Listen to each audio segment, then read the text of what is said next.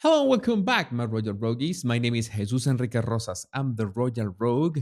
And tonight I want to share an anecdote with you regarding the anniversary of Lady Di's tragic accident. On August 31st, 1997, exactly 26 years ago, I was at a friend's house that was quite far from the city, what in Venezuela we call El Llano, or the plains, and it was very late at night. We were outside playing an unofficial domino tournament, most probably half drunk. And this is the thing, I don't know exactly how, if the radio was on or something. I think the radio on was the most likely explanation.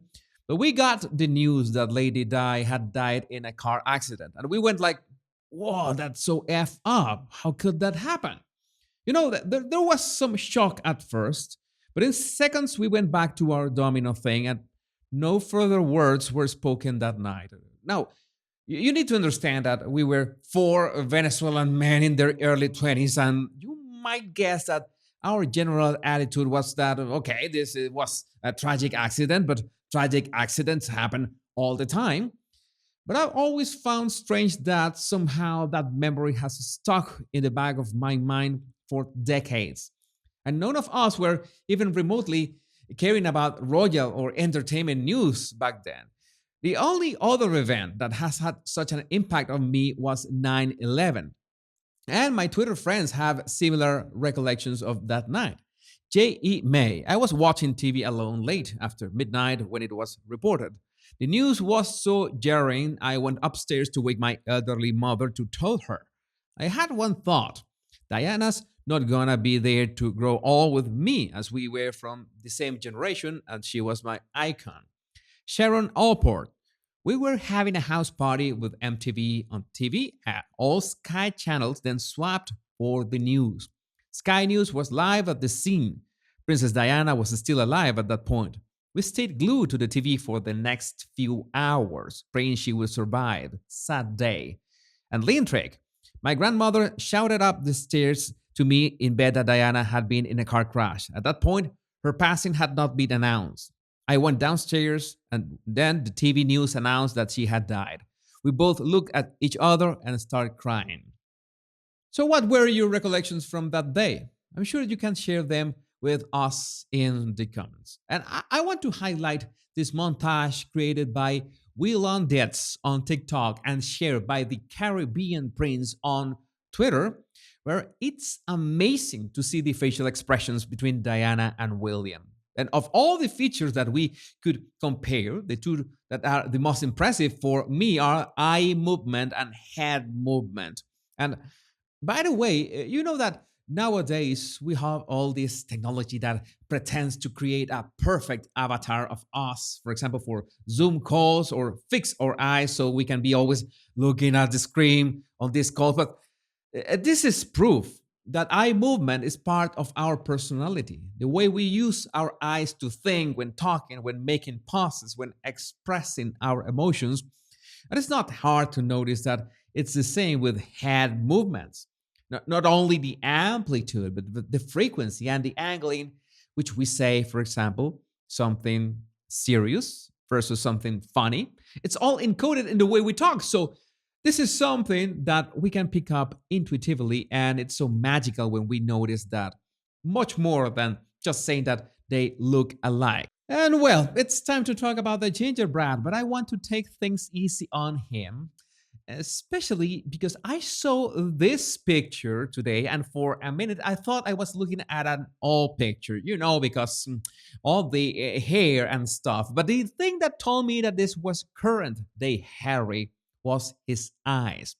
And I'm going to share with you some insights that I posted on my body language guy Twitter account. Have you noticed how some people's left eye has a sadder expression than the right one? That's because the left side of our face is directly connected to our emotions. In all of us, the repeated manifestation of an expression creates a permanent effect. The emotions ends up imprinted on our face, and this has happened to Harry's facial expression.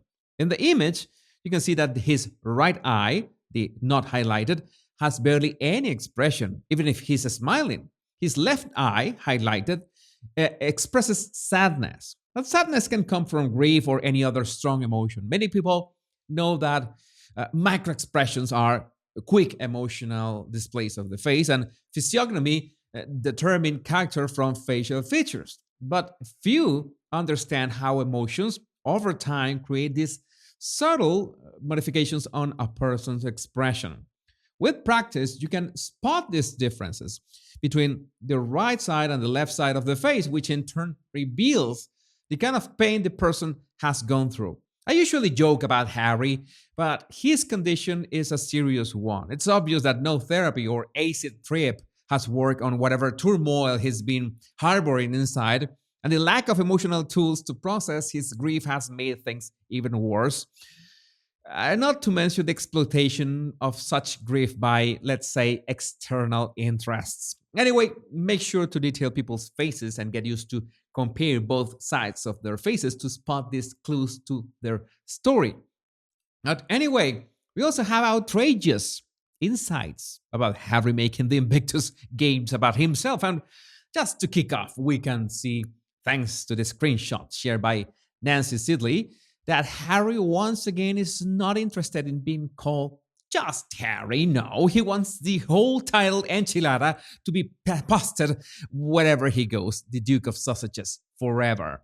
So much so that in one recent Zoom call from the Montecito office, by the way, I predicted this. I've said many times over the past couple months that Harry and Meghan no longer live at Montecito, and all of a sudden, Harry makes a crappy Zoom call from their Montecito office. Well, if this is not influence, I don't know what it is. But going back to the topic of the crappy Zoom call, we not only can confirm how great Harry looks, absolutely thriving with his freedom and stuff, but also the name he uses on the Zoom call is DOS, which must be a new moronic record for the Ginger Winger.